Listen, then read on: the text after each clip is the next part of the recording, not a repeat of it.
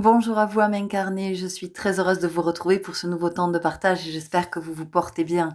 Alors, je viens vous parler de ces énergies de ce 26 août 2024, hein, ce dernier 8-8-8 de ce mois d'août, hein, et le troisième, et pas des moindres, j'ai envie de vous dire. Alors, aujourd'hui, il n'y aura pas de guidance à choix. On va rester sur quelque chose de très général parce que c'est comme ça que je le sens et que c'est juste. Donc cette année 2024 nous amène à remettre du juste partout où il n'y en a pas dans notre vie. Et il est évident que plus nous sommes conscients, plus nous voyons ce qui n'est pas juste. Voilà, si on n'est pas dans cette dynamique, dans cet état de la conscience, dans cette dimension de la conscience, il est évident que l'on peut se plaindre de tout ce que l'on vit, ou même avoir le sentiment que non, ben non, tout va bien, tout est ok, non, non, moi j'ai rien remarqué dans ma vie, tout roule. Bon, et c'est tant mieux. Euh... Donc cette année 2024, année 8, qui nous amène remettre du juste, remettre de l'équilibre, réharmoniser. Mais pourquoi? Ben, tout simplement pour que nous ayons des vies en bonne santé, pour que nous soyons alignés sur notre fréquence et celle de l'univers, pour que nous puissions vivre notre meilleure vie, pour que nous puissions générer toute l'abondance qui nous est destinée et qui nous permet effectivement d'incarner ce que nous avons à incarner, de nous élever et puis de proposer ce que nous avons de meilleur. Et donc, je disais que ce dernier 8-8-8 n'est pas des moindres parce que ça vient nous amener du côté devant les gens. C'est le moment de vous regarder en face et de voilà et d'être honnête, d'arrêter de se mentir. Et alors j'ai cherché pour mon visuel, mais j'ai pas trouvé. En fait, ce que j'avais à l'esprit, ce que je voyais, c'était, vous savez, la reine dans Blanche-Neige, qui est toujours en train de demander à son miroir, miroir, qui est la plus belle, qui est la plus machin. Et à chaque fois, le miroir, il lui dit que c'est Blanche-Neige la plus belle, hein, voilà, que c'est la plus jeune, que c'est la plus fraîche, que. Et donc, vous voyez, il y a ce fond de vérité. Et pourquoi ce fond de vérité? Parce que il est temps que, effectivement, nous arrêtions d'être tournés vers l'autre. Pourquoi? Parce que ça nous maintient dans une forme d'attachement et de souffrance. Plus je suis tournée vers l'autre, plus en fait je me maintiens dans quelque chose qui est extrêmement souffrant, non seulement dans mes relations, mais en plus dans mon quotidien, dans tout ce que j'ai à vivre, dans tous mes espaces. Donc ici, c'est d'arrêter de me raconter, d'arrêter de croire et d'arrêter de me raconter que si j'ai pas de chance, c'est la faute à l'autre, si je suis pas en forme, c'est la faute de l'autre, si je suis triste, c'est la faute de l'autre, si j'avance pas dans la vie, c'est la faute de l'autre, si je suis en galère, c'est la faute de l'autre, si je suis en colère, c'est la faute de l'autre, si je vais pas bien, c'est la faute de l'autre, si je suis malade, c'est la faute de l'autre, si je perds mon temps, c'est la faute de l'autre, si je perds mon argent, c'est la faute de l'autre, voilà. Donc là, on nous dit, non, stop, stop à tout ça. Là, tant que vous êtes dans cette énergie, en fait, vous êtes dans des vibrations extrêmement basses. Donc, ces vibrations basses, qu'est-ce qu'elles font? Elles n'attirent que des personnes qui vibrent cette même fréquence et donc des situations sur cette fréquence. Donc, vous vivez des trucs pourris. Voilà. Et ces trucs pourris que vous vivez, enfin que nous vivons, eh bien, qu'est-ce qui se passe? Ça vient euh, nourrir la croyance que je n'ai pas de chance. Voilà. Ça vient nourrir la croyance que je suis victime. Et là, on nous dit, ça n'est plus possible. Vous ne pouvez pas continuer dans cette dynamique. Vous ne pouvez pas continuer à vous déresponsabiliser à ce point. Et vous ne pouvez pas continuer à ne pas être présent à votre vie. Enfin, vous pouvez si vous le voulez. Mais on est en train de nous dire qu'on est en train de passer à côté de notre vie. On est en train de passer à côté de l'essence même, de toute cette intensité qui nous est offerte, de toute cette abondance, quelle que soit l'abondance. On est en train de passer à côté parce qu'on se raconte l'histoire que on n'est pas responsable de tout ce qui nous arrive. On n'est pas responsable de notre état, on n'est pas responsable de notre situation, on n'est responsable de rien. C'est la faute de l'autre. L'autre est fautif. Donc, j'attends que l'autre change, j'attends que l'autre vienne me faire des excuses, j'attends que l'autre arrête de se comporter comme ça, j'attends que l'autre arrange ma situation. Eh bien, vous allez attendre toute votre vie. Et quand bien même vous ne serez plus de ce monde, eh bien, vous pourrez continuer à attendre. Donc ici, ce 888, il peut y avoir, moi j'entends des coups de tonnerre, voilà. C'est comme un peu, c'est la foudre, vous savez, c'est la maison Dieu dans le tarot. Voilà, parce qu'il peut y avoir comme ça une espèce de truc dans ces énergies qui vient un peu nous... Voilà, c'est un peu comme un électrochoc pour qu'on finisse par voir, par entendre, par comprendre, par accepter que aucun autre n'est responsable. Personne, à part vous, ne peut être responsable de votre vie. C'est une croyance que de s'imaginer que l'autre est responsable de ma vie et que moi, je peux être responsable de la vie d'un autre. Donc ici, il y a cette notion qui est là, qui était présente. Il y a cette invitation à l'honnêteté. Et puis parce que cette honnêteté, cette responsabilisation, elle nous amène du côté de l'engagement. C'est-à-dire de qu'est-ce que je suis prêt à faire pour moi? Qu'est-ce que je suis prêt à faire pour évoluer? Qu'est-ce que je suis prêt à faire pour sortir de cette croyance? Qu'est-ce que je suis prêt à faire pour sortir de ce schéma, de ce fonctionnement, de cette tradition, de ce que je perpétue, de cette transmission? Comment je suis prête à œuvrer? Qu'est-ce que je suis prête à remettre en question chez moi? Mais ça ne veut pas dire que je ne suis pas quelqu'un de, entre guillemets, de bien. Ça ne veut pas dire que j'ai que des défauts. C'est pas ça qu'on est en train de nous dire. C'est beaucoup plus subtil que ça. Ce qu'on nous dit, c'est vous êtes des apprentis sages. Vous apprenez, vous venez vous incarner pour apprendre à coexister dans la matière avec l'esprit que nous sommes à l'origine, avec notre âme, avec la vibration originelle, avec notre essence, et puis toutes les difficultés auxquelles l'humain est confronté dans son dans toutes ses émotions, dans tout aussi ce que j'entends, c'est sentimentalisme, d'accorder de l'importance à des choses qui n'en ont pas et se détourner de ce qui est fondamental, de ce qui est capital. Qu'est-ce qui est fondamental? Qu'est-ce qui est capital? Vous, chacun de nous. Mais vous, le soi, pas le petit moi, pas l'ego, pas celui qui nous instrumentalise, pas celui qui se réfugie derrière oui mais c'est la faute de l'autre. Oui mais j'ai pas eu le temps parce que l'autre, à cause d'eux. Je ne suis pas disponible à cause d'eux. Je suis fatiguée à cause d'eux. Donc ici, ce 888, ils viennent nous chercher à cet endroit de regarder, de nous regarder en face et de nous dire ok, j'arrête de me trouver des excuses.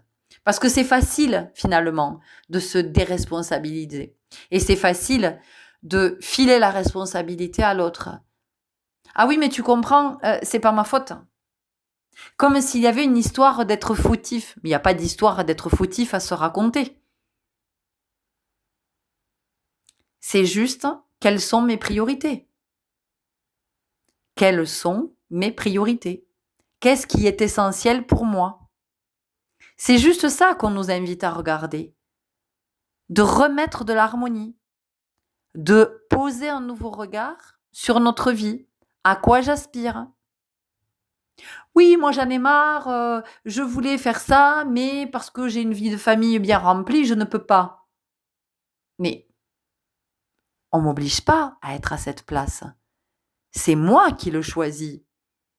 Alors je vais choisir parce que peut-être que je crois que j'ai pas le choix, peut-être que je crois que c'est à cet endroit que je dois être, peut-être que je crois parce que je suis une mère ou un père, j'ai pas le droit de me faire passer en priorité, peut-être que je me sens obligée, peut-être que si je suis pas à cet endroit-là, je culpabilise, mais ça me regarde. En aucun cas, ça ne regarde les autres. Voyez? Et donc ce 8-8-8, ce 26-8 nous amène, vraiment regarder, à cet endroit, d'avoir cette honnêteté, de se dire: «Beh, non, en fait, effectivement, je suis à cette place parce que je crois que c'est là que je dois être».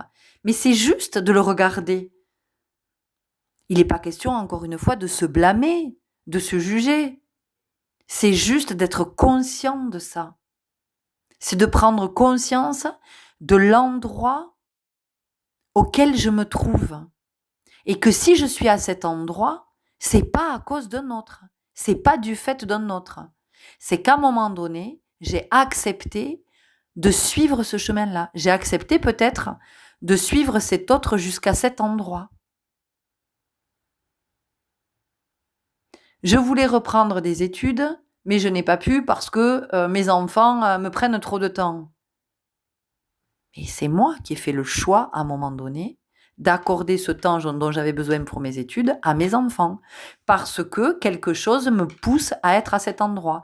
Quelque chose me pousse à mettre mes enfants en priorité. Je n'arrive pas à trouver l'équilibre à cet endroit. Mais encore une fois, il n'y a pas de souci. Juste, je l'observe. Je l'observe et j'ai l'honnêteté de me dire, je ne prends pas de temps pour moi. Je consacre mon temps à mes enfants. Parce que je fais le choix. Même si j'ai le sentiment que non, je n'ai pas eu le choix. Mes enfants sont jeunes, ils ont besoin de moi. Pourquoi est-ce que je me raconte que mes enfants ont besoin de moi? Qu'est-ce qui fait que je ne puisse pas trouver une autre organisation pour avoir du temps, pour me dégager du temps? Et je vais toujours me trouver des excuses. Je vais dire oui, mais c'est pas facile. Oui, mais moi j'ai personne pour les garder. Oui, mais moi j'ai pas d'argent pour les faire garder. Oui, mais moi je peux pas. Oui, mais je travaille à côté.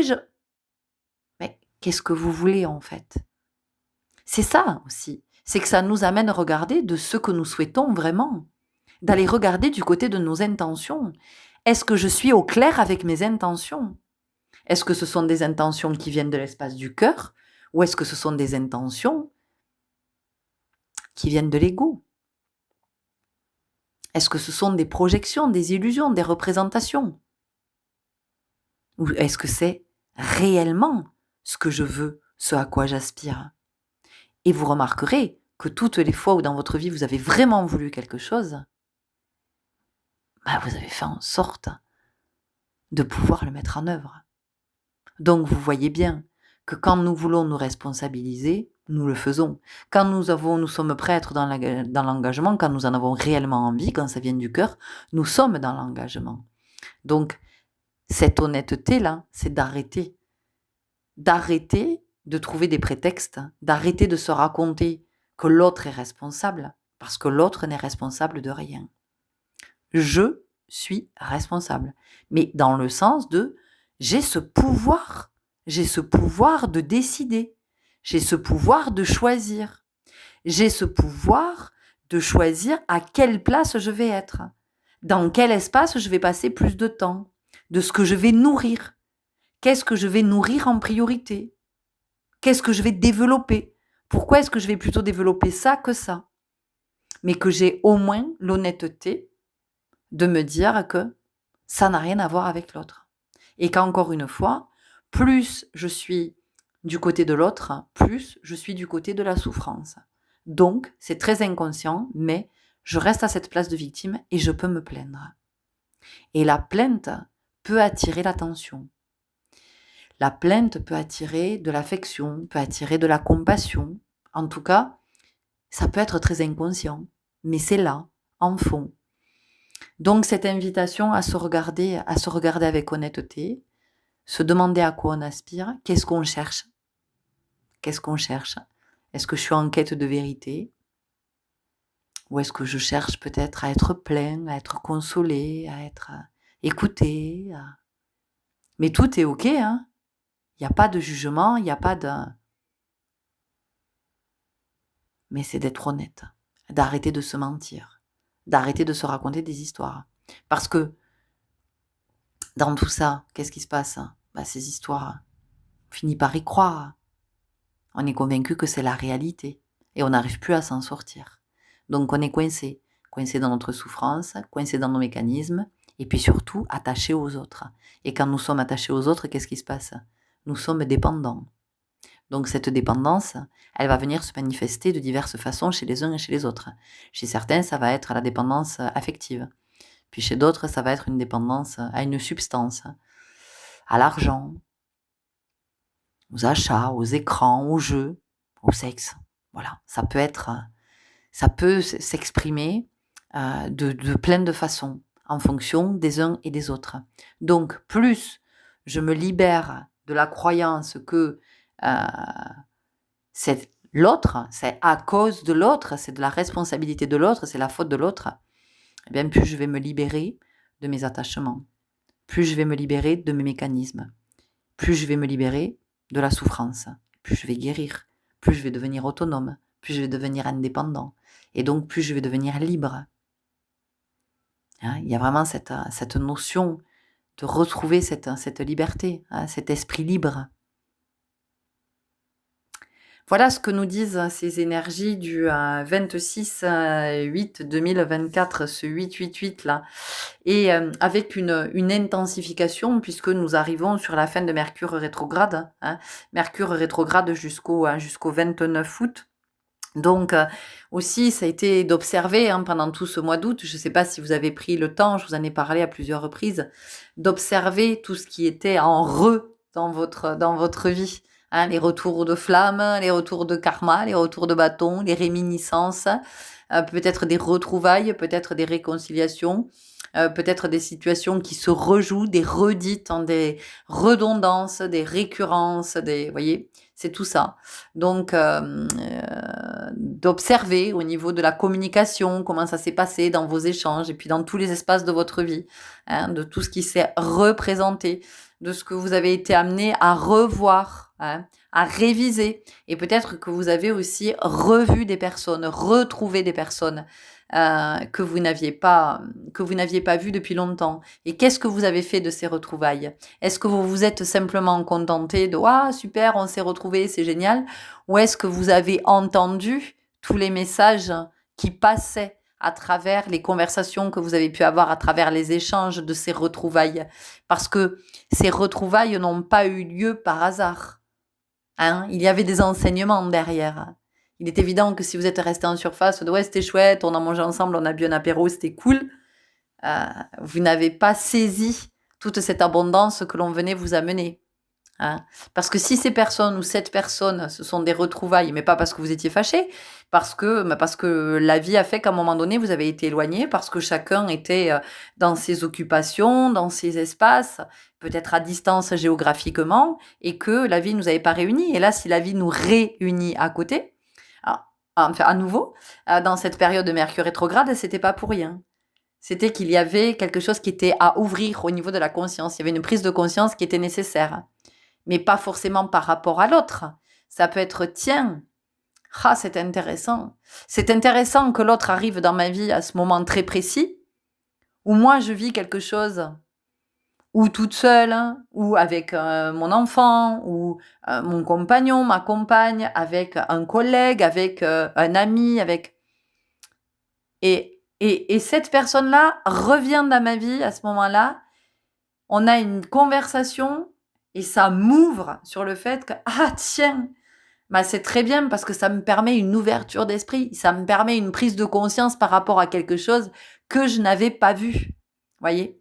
Donc, c'est tout ça ici qu'on nous dit dans cette fin août, dans ce 8/8/8, dans ce troisième, parce que vraiment, alors c'était très intéressant parce que 8/8/8, déjà, c'est x3 et en plus, ce x3, on l'a 3 fois, il est triplé, quoi. Voyez, donc on arrive sur 3 x 3, ça nous fait 9. Le 9, si on arrive sur une fin de cycle quand même, hein, il va y avoir une libération, la délivrance. Hein, c'est comme le temps de gestation chez l'humain. Au bout du 9e mois, c'est le temps de la naissance, donc la délivrance pour la mère. Donc, possiblement de quelque chose qu'on vient libérer du côté maternel aussi. Voyez comment ça vous parle. Voilà, rien n'était laissé au hasard. Hein. Tout a été, c'était, je sais pas vous comment vous avez vécu cet été, mais ça a été très très particulier. Ça a été vraiment d'une richesse, hein, c'était incroyable de tout ce qui a été vécu. Je me dis: «Waouh, waouh, waouh» et je sens que c'est pas fini, hein. C'est pas parce qu'on arrive à la fin du mois d'août qu'on va être tranquille. On n'est pas on n'y est pas, hein. Alors déjà, on n'est pas encore à la fin, 2024, hein. Il va nous rester quelques mois. Il nous reste 4 mois, hein, jusqu'à la fin de l'année. Donc autant vous dire qu'on a encore le temps de faire des prises de conscience et de se redresser plus encore à la verticale, hein. Mais voilà, tout est vraiment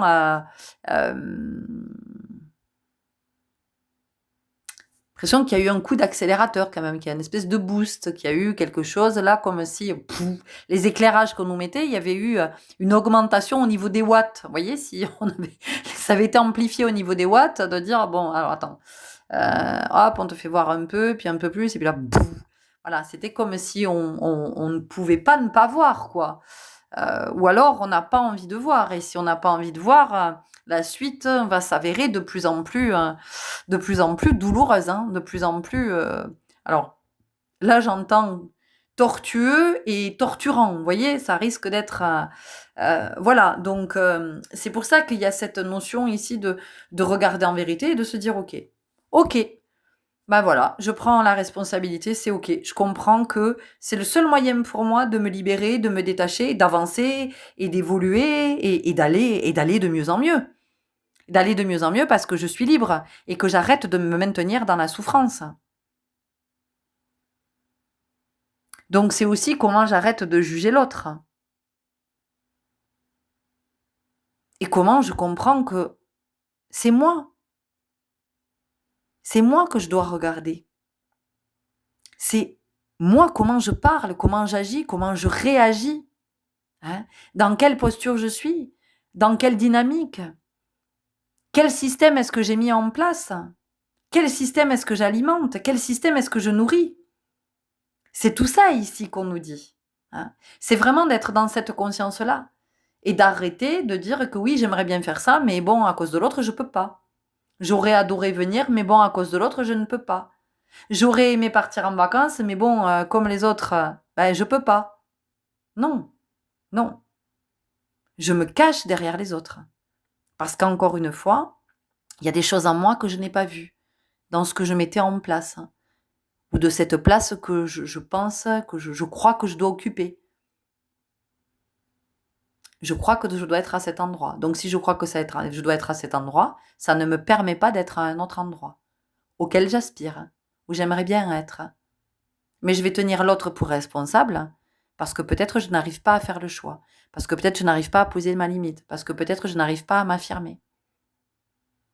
Et parce que peut-être j'ai peur d'être égoïste, tout simplement. Donc je vais me priver, je vais m'empêcher. Mais comme c'est trop dur à admettre, eh bien je vais foutre la responsabilité sur l'autre. Voilà. Je vais lui laisser porter ce poids-là. Parce que moi, j'ai pas envie de porter ce poids-là. Voyez. Mais si je mets le poids sur l'autre, je crois m'alléger.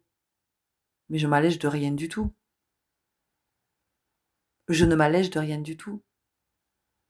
Ça me pèse, ça me leste, ça me tient attaché à l'autre. Ça me maintient attaché à l'autre. Oui, moi je ne veux plus de cet autre dans ma vie. On sait, de toute façon, on est fâché, je veux plus rien avoir à faire avec. Ben, arrête de parler de lui. Arrête de le rendre responsable de tout ce qui t'arrive alors même que vous n'êtes plus en relation. C'est peut-être un ex, c'est peut-être... Regarde-toi. Regarde-toi, toi. Regarde tes mécanismes. Regarde tes fonctionnements. Regarde tes croyances. Regarde-toi faire. Observe-toi. Mais encore une fois, amour, bienveillance, compassion pour soi. De se dire, je comprends que je reçois des enseignements. Je comprends que je suis un apprenti. J'apprends la sagesse.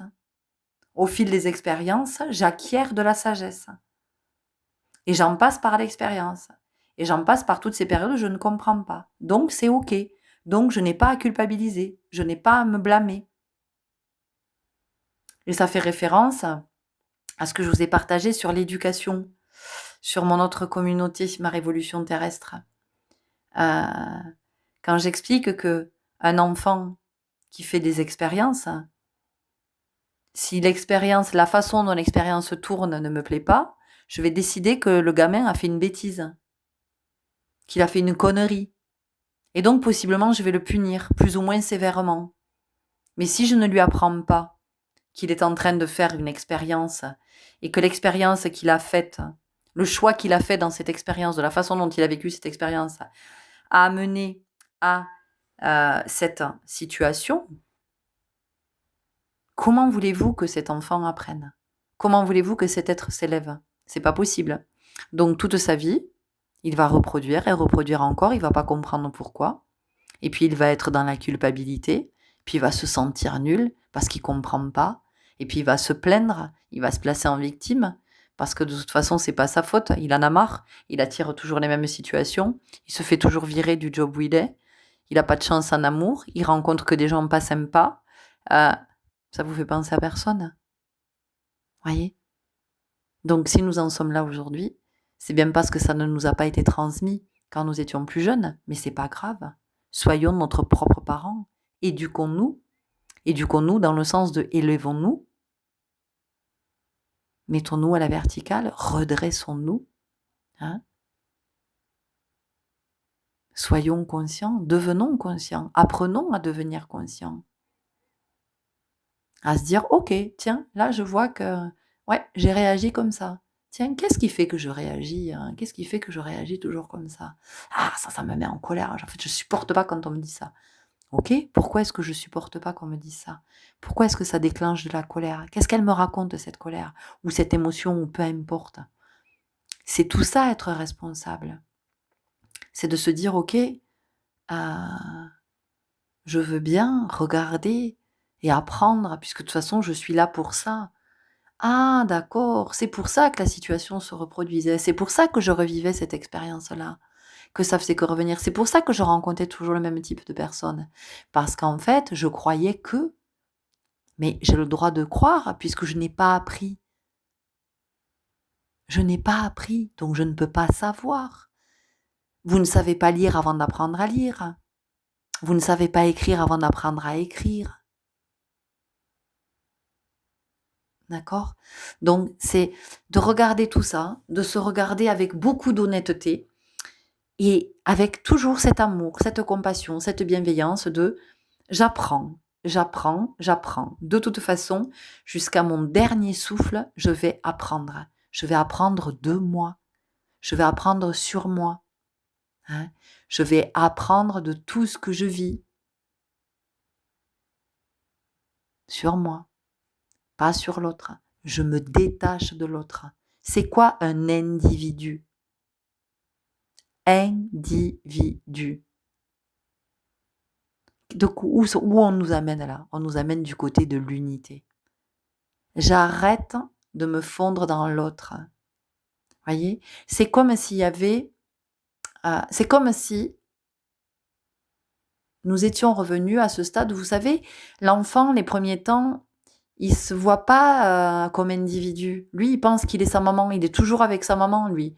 Il a vécu 9 mois dans le ventre de sa mère, cordon ombilical, tout ça, tout ça. Il pense qu'il est sa mère. Il forme une même personne avec sa mère.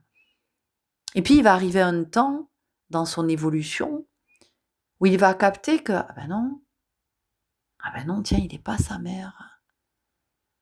Waouh, waouh, il est détaché, il est tout seul, il est libre. Il est comme s'il flottait dans l'espace.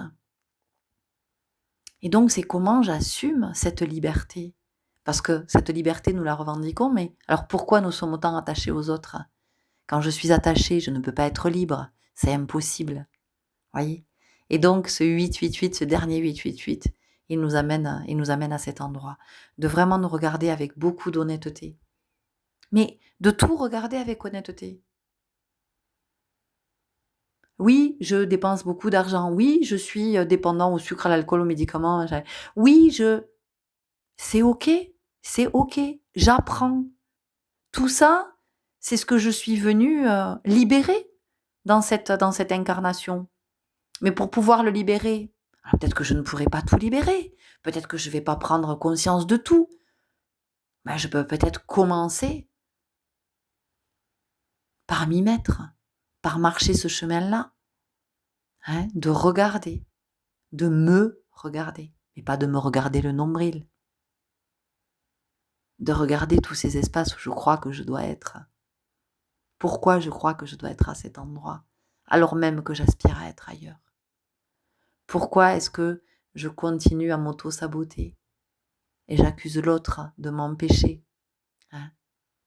Voilà. Pourquoi, alors même que j'aspire à la liberté, je ne m'autorise pas à être libre? Voilà les belles âmes, c'est ce que j'avais à vous partager. Je vous souhaite un très bon 8-8-8. Je vous souhaite un très bon chemin. Merci pour votre belle présence. Merci pour votre écoute, votre disponibilité à accueillir tout ce que je vous partage, sachant que ça reste toujours mon point de vue, ce que je sens, ce que j'observe, ce que je comprends, ce que je connecte, ce que je vois. Ici, l'intention, c'est de comment ça fait écho à vous du côté de votre guidance, comment ça vous amène du côté de votre guidance, d'accord? Et comment ça vous amène du côté de l'introspection pour faire bouger les lignes, pour aller vers votre meilleure vie, de ce que vous avez de meilleur à manifester pour vous et le bien de tous. Je vous souhaite un bon chemin et je vous dis à très bientôt. Au revoir.